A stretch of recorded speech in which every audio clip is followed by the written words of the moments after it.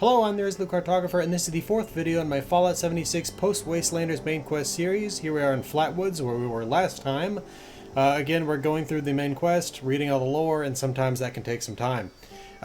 We just finished up here by turning in the quest to purify water and to check the water quality in the area. We now have the quest to go see Delbert winters at his home. Along the way, we're going to check out these little houses and then go see Delbert in his trailer up there. So, let's take a look over here. We got this house with the supplies, with a sign out front at least, and there's a note right here. Well, it's actually a recipe, Delbert's Appalachili. We'll learn that real quick. Armor workbench right there. It's just some junk lying around. Let's head back over here. Some silk beans growing. And this right up here, we got more of these community gardens. Some wild mute fruit growing. Coming around this side, we are at Scott Shepard's house now. Scott was the paranoid nurse, and we're going to learn a little bit more about exactly how paranoid he was. There's Scott Shepard himself. We will listen or read Scott's reminders here.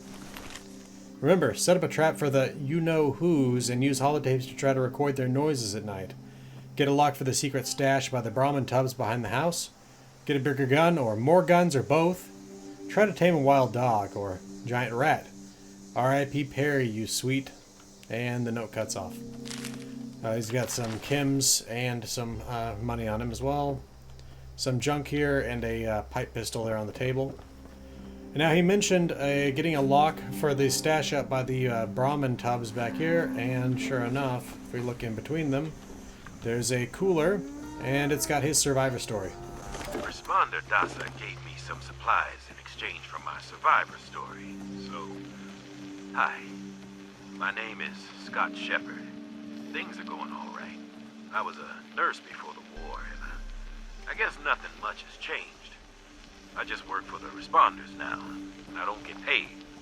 The government is basically the same now as it was years ago. Wrecked, disorganized, cannot be trusted. Everyone knows this. You want to know why the war actually happened? Aliens. You think I'm joking?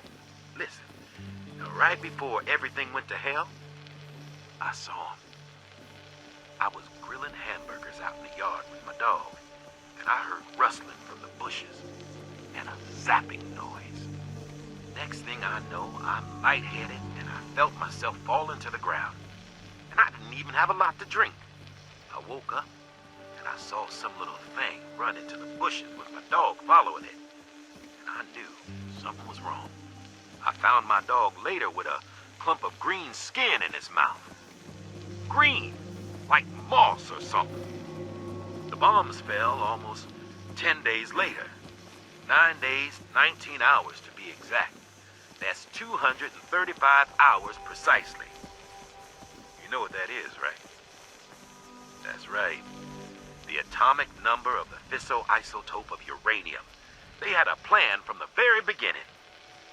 Why would they come after me first? Scott Shepard, the nurse.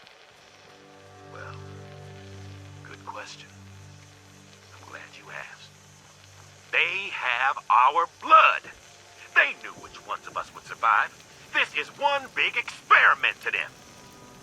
This whole thing was staged. Our lives, our thoughts, everything was designed for us, just like this conversation. Every word I'm saying. Planned. Time to wake up, Appalachia. Find the ones holding the strings and cut the cords. Okay. Yeah, he was a complete nut job. I mean, definitely the government before the bombs was incredibly corrupt. But the idea that he would say the government now is exactly as it was then is kind of crazy. Along with that, there's alien encounter that has no real proof in it. Anyway, we got a plan right here. I actually forgot to point that out. And then along with that, right over here, we got a water safety report in the mailbox. Water safety report for June 23rd, 2096. Volunteer candidate Colonel. Germ profile high. Recognized bacterial groups. I'm not going to read all those. Mutated bacterial groups, new unidentified bacteria, radiation levels extreme, particulate granules pebble plus, acidity unsafe, pharmaceuticals high. Conclusion: water is unsafe for drinking unless boiled thoroughly. Now, Boiling thoroughly is going to take care of the bacteria, the bacterial groups, mutated bacterial groups, but it's not going to take care of the pharmaceuticals in all likelihood, or the particulate granules, or the acidity, or the radiation levels. I mean, it could take care of some of those things, maybe, if you were to distill it. Anyway. But yeah, that was Colonel providing a water safety report for Kesha McDermott. Okay, so we've now checked out Scott Shepard's house, though. And here is Delbert Winter's house.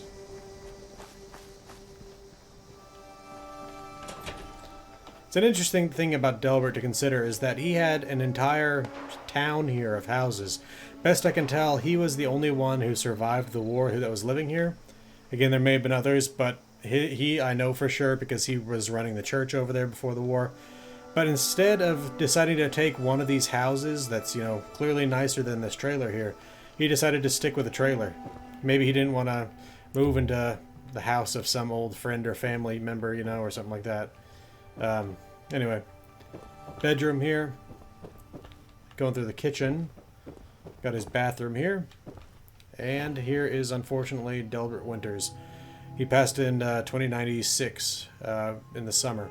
In July 24th, actually, I think. We got his survivor story here. We'll play this real quick. Reverend Delbert Winters here, born and raised in this very town. Lent my own church to the responders for their outpost here, and you're welcome. The responders are on a true mission, you see, helping folks through thick and thin, till the heavens open up again and take us all up anyways. When this all happened, I figured like most it was time. This was the end, but it wasn't, was it? We're still here. At first, I thought it was a mistake, that we was missed, forgotten. Maybe we did some wrongs. Didn't give enough to charity, maybe. Didn't praise his name, even in the worst of times. Maybe thought some things that ought not to have been thought. So I asked him. I asked how? Why? I fought your wars on Earth. I'm ready to fight them up there by your side. Then, in my despair, I saw some survivors eating raw rat carcass behind a dumpster. You ought to cook that first, I warned them. Seemed obvious. We tried but got sick, they said, covered in their own filth. I realized right then and there that I was being tasked. From then on, I built kitchens, cooked good food, fed anyone who walked up with an empty belly. And I was thankful for my task in life. Thankful. Next time hell or high water land in my stoop, I'll be swept clear away with it. But until then, let's share a home-cooked meal together, all right? All right. Yeah, Delbert was a very good guy. Tried to take care of everybody that he could.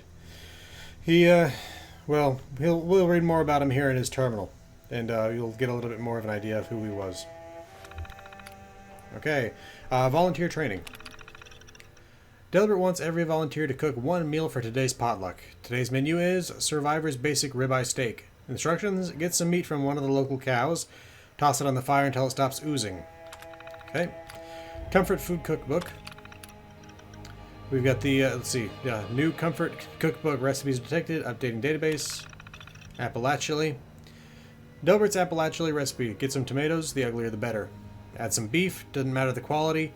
Just a handful of garden beans, not the canned junk. Add some cleaned up rainwater for the earth taste. Mix it real good and then simmer over a fire for a good long while. So I noticed there are no spices in there, so that would be a pretty bland meal. Anyway, potluck schedule. Today's potluck, ribeye steak. Schedule is ribeye every day. Past favorites, ribeye steak. They must have eaten a lot of the Brahmin here. Delbert's diary. Now, unfortunately, we don't have any actual years on these, so it's difficult to tell when these actually were. But January 15th, on faith. I needed to write down my thoughts because I was losing faith. I'm ashamed to admit it. I witnessed the wrath with my own eyes. The brightest of lights filled the sky, and I thought he had come for me and those of the faith. But we remain. Why? Either he did not come, or we were not good enough. I pray. I pray every moment I can. Nothing. I hear nothing. I used to hear something, I think. Did I? It's hard to remember. So long ago. February 20th, Responders. This past month I've struggled. I cooked a lot though, you know. It helps me keep calm to cook. Ingredients are so simple. Mix this and that and you got yourself a food. Life, not so much. And the beyond, I don't know. I thought I did. The Responders set up a camp in town. They're a bunch of medical and firefighter types, and they plan to fix up survivors. I'm volunteering. This is something I know I can do. April 15th, Nightmares. Devoting myself to cooking for these survivors and running the book club and the nightly Survivors Guilt meetings has been good for me. But I still come home at night and I think, why? I was ready. I was ready my whole life for this. What did I do wrong? June 10th, Weird Cows. It makes me glad to see the Responders are taking in survivors so well. We need them, Lord knows. We need to rebuild this land. I've been noticing a weird thing. Some of the animals are born different. At first I thought it was just a random fluke, two-headed cow. Should go to the Museum of Fakery. But then it happened again. And again. He doesn't make mistakes like this.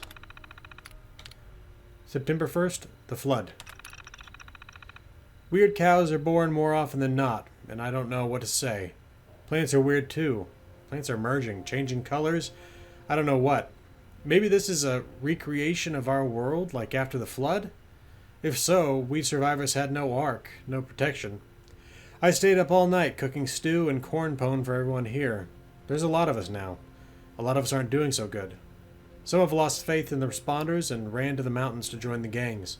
I pray for them. I pray for all of us, mind you. October 10th, Experiments. The weird cows continue to be weird. I heard someone who arrived from over east of here calls them Brahmin. I can't remember what regular cow tastes like anymore, or regular tomatoes for that matter. I've set up an experiment to monitor these things. I'm worried. What if the meat and vegetables here are hurting us? I need to keep track of this to know for sure. In the meantime, I think old prepackaged food is probably okay. November 8th, Gangs. A bunch of old survivors came down to the town from the mountains. They're a gang now. They wanted stuff. They tore up my gardens and killed some cows. I'm going to start putting extra food in the pantry just in case. And I need to remember, they have a tough time up there. There can't be much to eat in the mountains. December 25th, Our Future. I brought all the weird cows down from the nearby farms and let them loose in the pastures. I think they'll stay by because I planted a bunch of good hay grass there. In a couple of months, I'll build some gardens near the houses, and I'll set up some control groups of plants. He didn't take us, so I need to make sure I'm ready when he returns. This has to be just a trial. I have to do better. I need to make sure everyone here eats well and survives until the end. April 25th, Apology. I have sunken my entire life lately into these experiments and feeding these survivors. I asked him if this is enough, if he will come for me now. Silence. Is this punishment? I was in the war. I killed. I know I did these things, but I had to. They made me do it. I thought it was right, too. How can I apologize now? June 26th, At Peace. Just finished planting the community garden for next year. Figure I'll spend some time in the garden patches behind my house for a bit. Brings me a peace to work the land like this. Planting some seeds.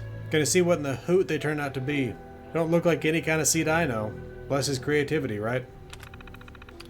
Okay, and that is all of Delbert's diary there. Very devout man. Thought that the apocalypse, the Armageddon brought on by the nukes was the end. Thought that he was going to be raptured up to heaven, and when it didn't happen, it made him seriously question his faith. But he held on, and he decided to spend his time helping all the survivors that came here. Now, the next mission here for us is to go cook a ribeye steak. To do that, we have to kill a cow and take the meat from it. So, unfortunately, you're going to have to be sacrificed, I believe. Let me check here and make sure. Yeah, it's boiled meat. Unfortunately, we can't use that.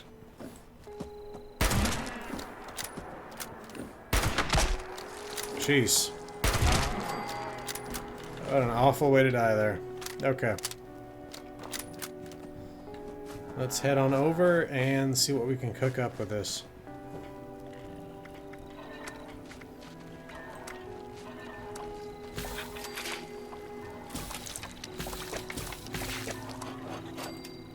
I forgot that they added the ability to cook larger quantities now.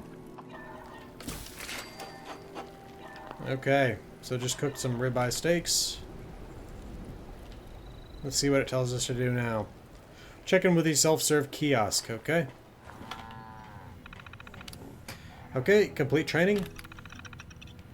Updating volunteer status with the responders database, done. Congratulations, volunteer. Granting access to the responder database, done.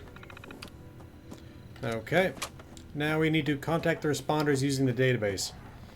Okay, and there's still more lore here, but I think it will actually only take us 2 videos to do this, not 3 as I was fearing.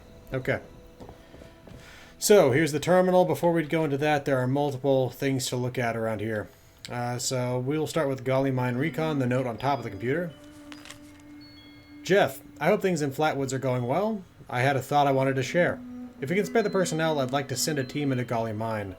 They were blasting the days before the war, and if there's still dynamite in there, it might come in handy. I know you're busy with the volunteer program, so it's your call. Maria. That's Maria Chavez and Jeff Nakamura. Okay, and right here, water safety report. I think this is the one we've already read. Yes. Okay, and we have memo responders. Responders, the database is now locked. Only volunteers and responders may access it until things calm down again. This is only a precaution until the whole thing blows over and we can get back to rebuilding this great country. I just updated it with more information about supplies, so when we get back we can start distributing resources to the survivors that remain. Delbert and Kesha volunteered to stay behind and take care of the survivors. Dasa. Okay, and again, we'll get to the terminal here in just a minute. We haven't actually looked at all the lore in here just yet. Right here, we've got patient chart, Buzz. Patient name, Buzz Yates. Complaint, patient admitted at 9 p.m. complaining of an upset stomach. Drank several containers of dirty water, claims he likes the earthy taste. Patient experiencing extreme bowel discomfort, weakness, confusion, barely alive. Patient died before receiving treatment. Notes, patient was too weak to survive a simple fall from his bed. Drinking so much dirty water reduced his physical strength considerably. Due to intense radiation damage and disease, while he didn't die of those issues, simply taking a slight injury caused his demise. Okay, now, Buzz Yates, I have thought might be related to Sophie Yates, but I don't know if that's the case or not. Sophie Yates is another character in the town, will come by at some point. She is the murderer of Delbert Winters. Equipment checkout sheet. Please keep this list up to date at all times until we get a terminal set up to track this. Soil testing kit checked out by Delbert Winters. Air quality testing kit transferred to Morgantown Airport. Water testing kit checked out by Kesha McDermott behind the church. Metabolizer available. Okay. And there's still a holotape upstairs here. Yeah, I'm not sure who this guy in the pastor's outfit is, given that Delbert was the pastor for the town. It's just a little strange. Anyway, keep heading upstairs. And we have the first holotape by Colonel right here, Survivor Story Colonel. Hi. Dasa asked me if I would talk about how I got here. She asked everybody, so I said okay. My name's Colonel, and I'm 13 years old. I just wanted to say I'm sorry. I'm sorry for everything. The bombs and messed up people and the cows with 2 heads, all of it. I was bad. Just bad. I cheated on my spelling test. I kicked Chip Wilkins in the shins until he cried. I pushed Rosie McCloy down the stairs. I cut holes in the bottom of all the gym shorts and put glue in the mashed potatoes in the cafeteria. I told Harold Newell to eat 10 dead flies a day in order to grow muscles, and I put Nuka-Cola in the rat cage water bottles at the pet store. And, I just wanted to say I'm sorry about everything. Because my dad said if I wasn't this way, the bad things wouldn't happen. I haven't seen Daddy since the bombs, and I guess he left because of that, too. It's okay. I'm trying to be good now, though. I'm not old enough to be a volunteer, but Dawson said I could help collect food and water, so I'm getting better, I promise. And, Daddy, if you're listening, I promise I won't be bad anymore, so you can come back now. Okay? Okay.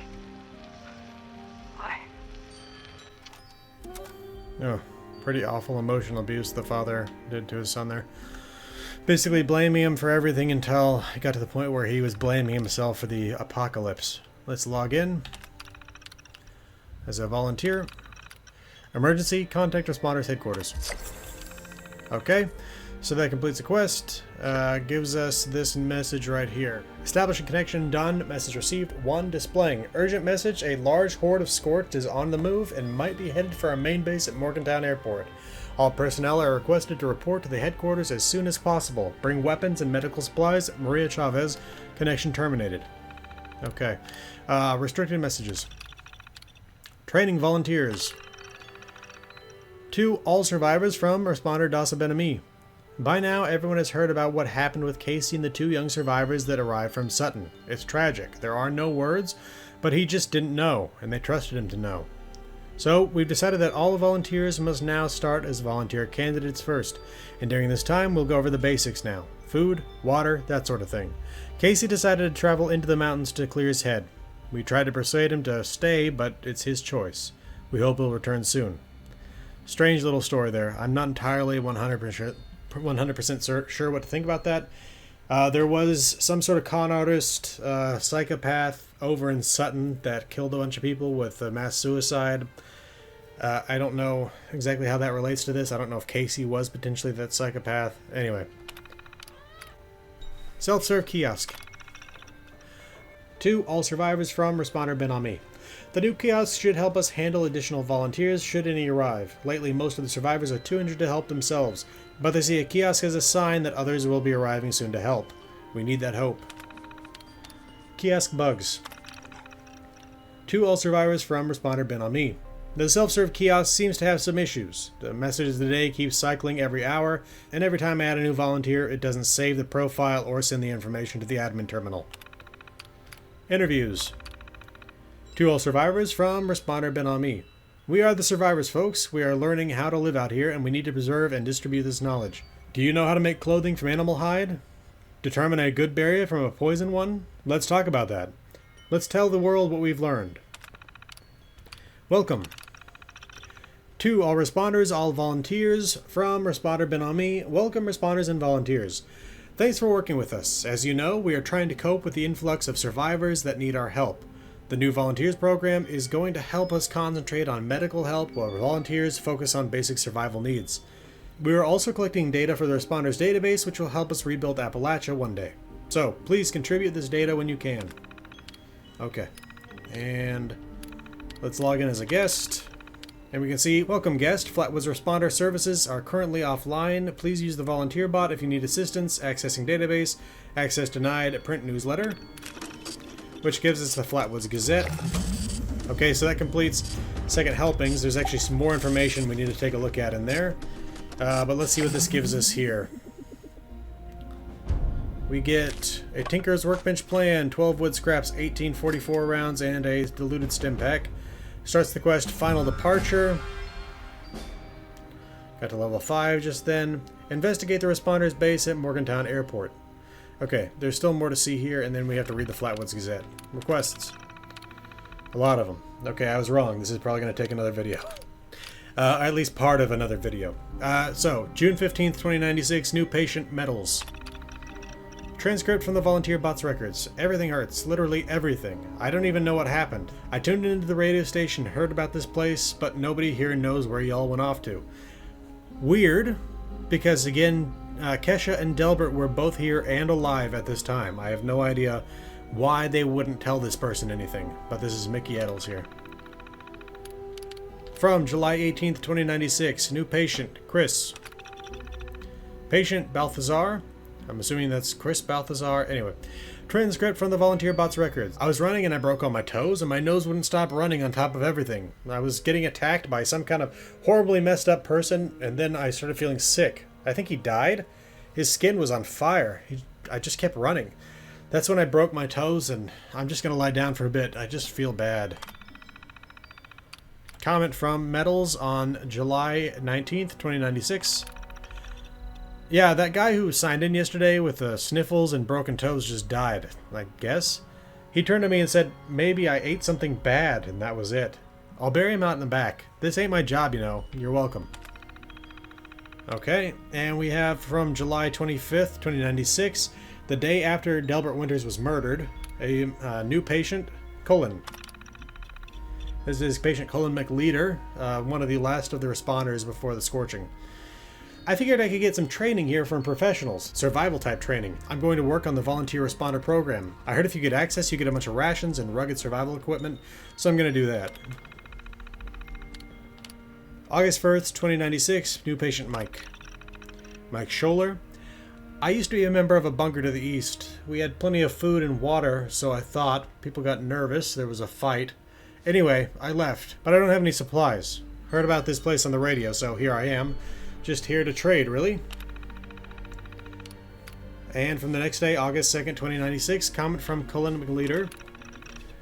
That guy who just signed in took some supplies and left some other supplies in trade. Took most of the water and food, though. He said he was going to some asylum somewhere that would need it more. But he left us with some armor, so that was good. I mean, weirdly, the asylum... Allegheny Asylum, or Fort Defiance as it's also known, had already fallen the previous August. It had been almost a year. Now, this also does bring some interesting thing into question here, which is Mike Scholler said that he left a bunker. Does that mean he was part of the Free States? Or does it mean he was maybe part of the Enclave? We don't really know. Anyway, August 14th, 2096, new patient Dr. Vin. This is Dr. Adam Vin. I have been eating nothing but Blamco mac and cheese, sugar bombs, and Instamash with Nuka-Colas for years, even before the bombs. But lately, it seems to give me the shakes. I'm a doctor, though a doctor of philosophy, not of medicine, so I came here to see if anyone could tell me if there's something I can take for the stomach aches and shakes. I would say maybe stop eating all that. And August 20th, 2096, comment from Dr. Vin. Sending in some feedback on the robot. It's out of all of its supplies. I've been grabbing supplies from the nearby houses in the town, so there's enough for most of us, but the robots need to be refilled. August 25th, 2096, new patient Brad. Brad Hooper. Constant headaches. I was trying to survive up near that old Vault-Tec vault. Had a nice shack by a pond, even made my own liquor. Things are fine. But then I was attacked by a bunch of giant bugs and now my head is killing me. Just where is everyone anyway? And September 1st, 2096, comment from Dr. Vin. It seems like the responders should have communicated with this outpost by now. Cullen is now a volunteer responder, and he found some resources using the database. He found some info in the database that showed us where the responders are now. We're gonna go try to find them now. So, this is odd. And this is another thing I couldn't explain with my with my Flatwoods lore video. September 1st, they leave Flatwoods, right? Now, the strange thing is, if we go take a look at the check-in terminal over here, this thing is connected to the airport. And if we check Cullen McLeader, we can see that he last checked in November 20th, 2096 with a note of trying to contact the responders. Anybody really? Can anyone see this? So again, he arrived at Morgantown Airport on November 20th after leaving here on September 1st. It's not that far away. What the hell were they doing for 2 months? Anyway. Okay, so we also have to read the Flatwoods Gazette.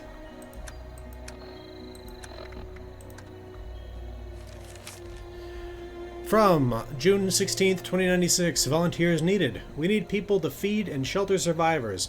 Use the volunteer kiosks in the tavern to get signed in. We'll train you to do everything and we'll provide you with food and armor to stay strong. Jobs? Kitchen cook. Too many mouths, not enough cooks. Contact Delbert. Archivist. Needs someone to catalog holotapes? See DASA. Community. Cows. Can we talk about them in the next town meeting? It's getting weird. personal cook-off. You won the chili contest and my heart. Hotel Suite, 8 p.m. Okay. Okay, so I thought I was going to do all of the rest of the lore here in a single go, but I realized that was going to be way too long. So I'm splitting it here, and we will pick this up next time. This has been the Resolute Cartographer. Thanks for watching. I'll see you again next time.